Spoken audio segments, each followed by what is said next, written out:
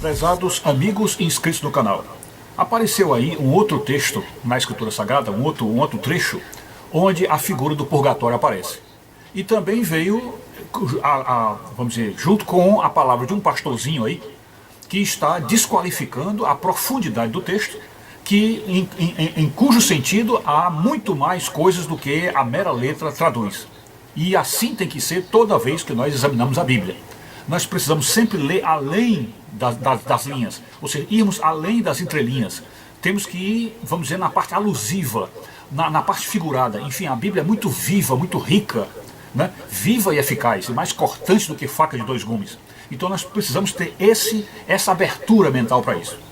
Então, evidentemente, quando se diz que, vamos dizer assim, olha, os católicos estão aumentando, a Bíblia aumentaram porque botaram mais 7 livros ou coisa assim, eles estão esquecendo que cada trecho que está na Bíblia deles, que para nós eles retiraram do cânon aqueles 7 livros do Velho Testamento, mas quando eles restringem o sentido que está no texto, eles restringem somente ao que diz a letra, então, evidentemente, aí está uma maneira de você diminuir a Escritura Sagrada. Porque a Escritura Sagrada é muito maior do que este livro de 1000 e tantas páginas que nós pegamos aí. É muito maior do que isso.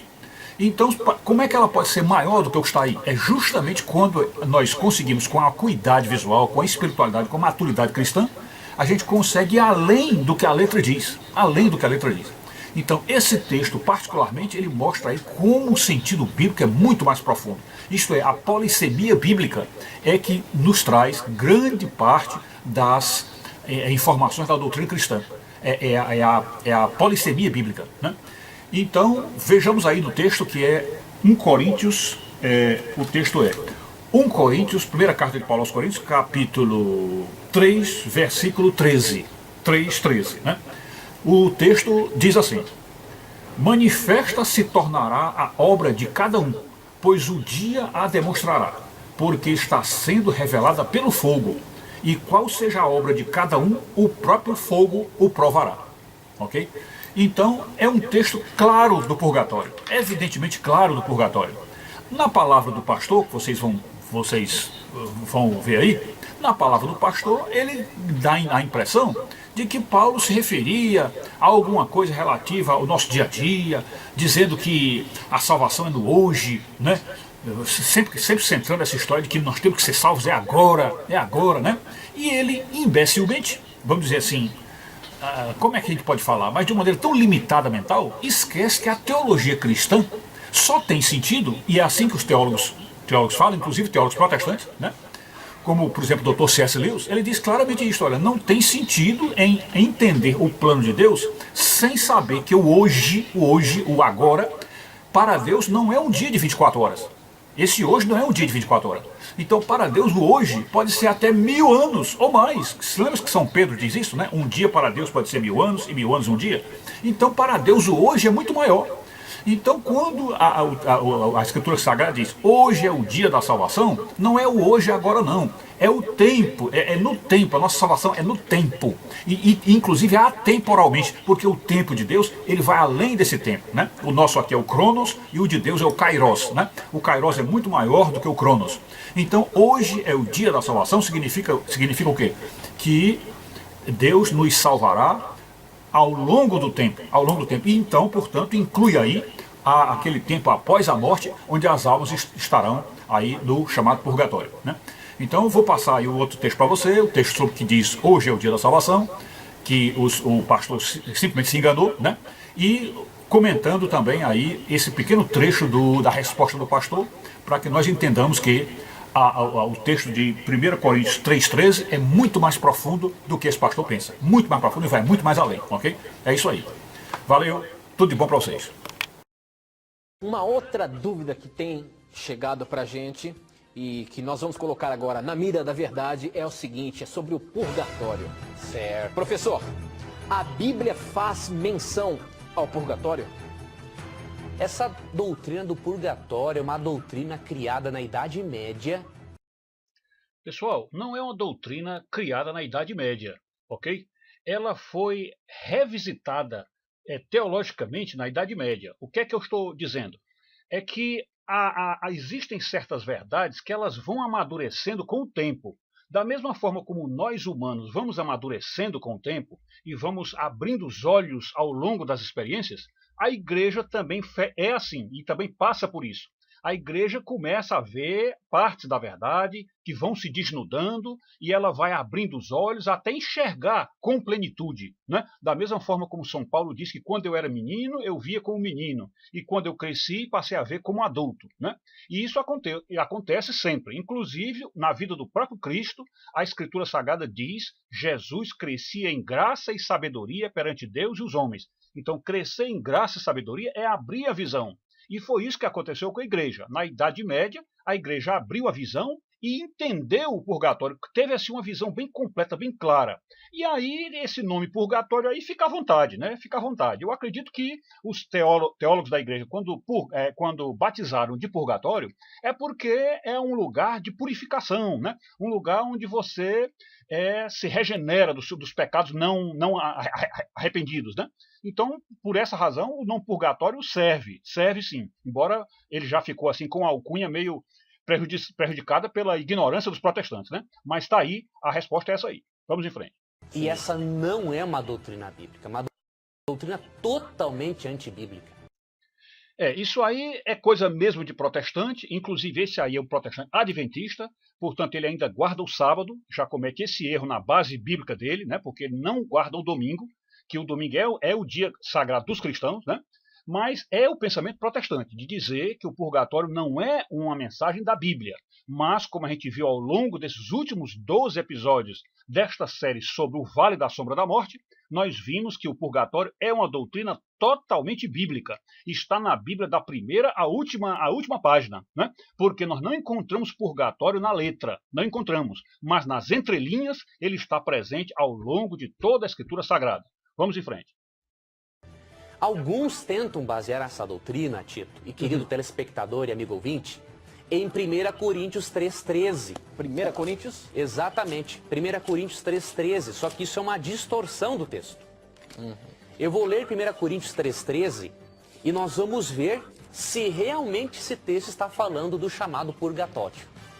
O purgatório, explicando a alguns telespectadores, de acordo com alguns, seria uma espécie de um estado intermediário, onde o pecador, que não se arrependeu como deveria, vai passar por um mínimo sofrimento, uma espécie de um mini inferno, para depois ele ir para o céu.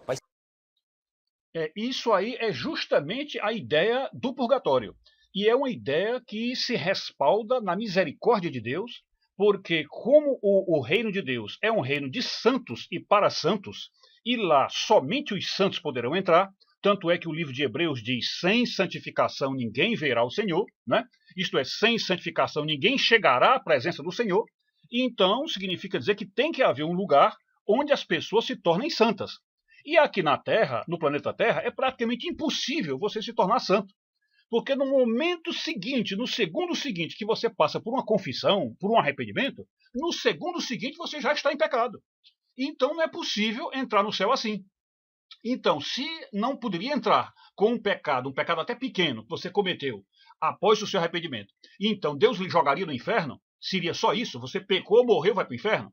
Então é óbvio que a misericórdia de Deus tem um lugar intermediário, é óbvio. Então isso aí é uma falha gritante da doutrina protestante. Vamos em frente. Se purificar nesse purgatório para depois ir para o céu, isso não é bíblico, não existe isso. Vamos analisar 1 Coríntios 3,13, que é um dos textos usados. Afirma: manifesta se tornará a obra de cada um, pois o dia a demonstrará, porque está sendo revelada pelo fogo. E qual seja a obra de cada um, o próprio fogo o provará. É em cima desse texto que é baseado, então? Exatamente. Supostamente baseado em cima disso? Exatamente. Diz assim: já que cada um vai ser provado pelo fogo, então isso significa, de acordo com a teologia de alguns, de que a pessoa vai para o purgatório. Observem que a ideia de provar a alma pelo fogo é uma ideia perfeitamente válida e perfeitamente bíblica, não é? Porque existem os fogos da terra, onde você realmente passa por aflições, por sofrimentos, por situações horríveis, não é? E mesmo assim, mesmo depois de todo esse sofrimento, muita gente ainda não consegue se santificar, né? Então, evidentemente, continuaria o fogo após a morte, né? Só que é bom frisar que isso não é um fogo literal, no sentido de você, vamos dizer assim, cair dentro de um incêndio, né? Não é um fogo literal, né? É aquele fogo interior de queimação da culpa do pecado. É a culpa, é o remorso do pecado que vai lhe atormentando até que você realmente consiga ultrapassar esse nível baixo da sua mente, né? É isso aí, vamos em frente. Mas Paulo não tinha isso em mente. Paulo não estava nem sonhando em pensar numa coisa dessas. Como é que ele pode dizer o que é que Paulo estava pensando naquela hora? Como é que ele pode dizer isso? Quer dizer, se Paulo tinha a nossa visão de amplitude da Escritura Sagrada e de profundidade do texto, evidentemente São Paulo pensou nisso. Evidentemente que ele pensou nisso. É claro que ele pode ter pensado em outras coisas, mas esse fogo purificador do purgatório estava na cabeça de Paulo, sim. Quando ele fala aqui que as obras dos seres humanos serão provadas pelo fogo, ele está falando do fogo que acontecerá no dia da volta de Cristo, Tito. Olha aí como ele vai fazer uma cirurgia hermenêutica para tentar explicar aquela clareza de São Paulo, né? Ele vai tentar explicar jogando tudo para o milênio, para a volta de Jesus, para a dispensação do final dos tempos, né? Do juízo final. Ele vai jogar tudo para a escatologia, porque ele não consegue ver no presente, no hoje, essa doutrina. Vamos lá. Então ele fala o seguinte: quando Cristo voltar e purificar a terra com o fogo, aí vai ser conhecida a obra de cada pessoa. Se essa pessoa realmente estava com Deus ou não. Se essa pessoa estava com Deus, ela não vai queimar junto com o fogo. Agora, se ela não estava com Deus, não aceitou a Cristo, as obras dela desaparecerão junto com o fogo que virá por ocasião da volta de Cristo.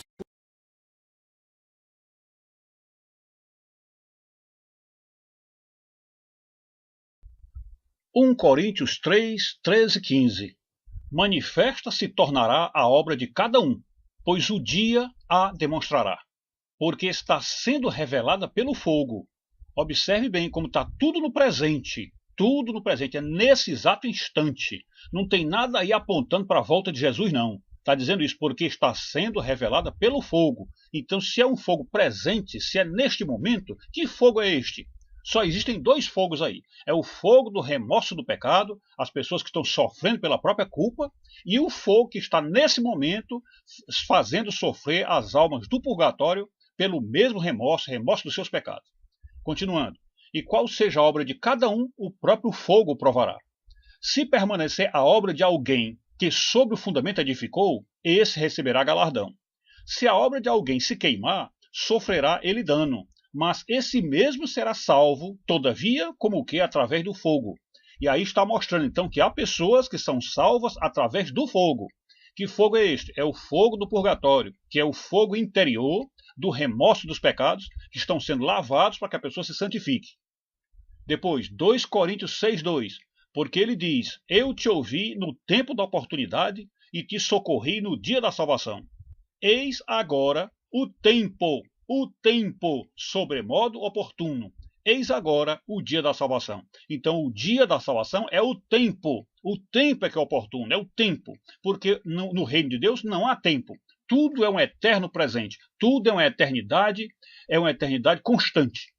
E, por último, Hebreus 3,13 diz: pelo contrário, exortai-vos mutuamente cada dia, durante o tempo que se chama hoje. Durante o tempo que se chama hoje. Então, o hoje que nós chamamos, para Deus, é um tempo e não apenas um dia. É um tempo, o tempo. Então, é ao longo do tempo, a fim de que nenhum de vós seja endurecido pelo engano do pecado. Então, aí mostrando que esse dia da salvação é aquilo que se estende ao longo dos anos, ou ao longo do tempo, que é um tempo determinado por Deus para a existência da humanidade e para as vidas humanas. É isso aí.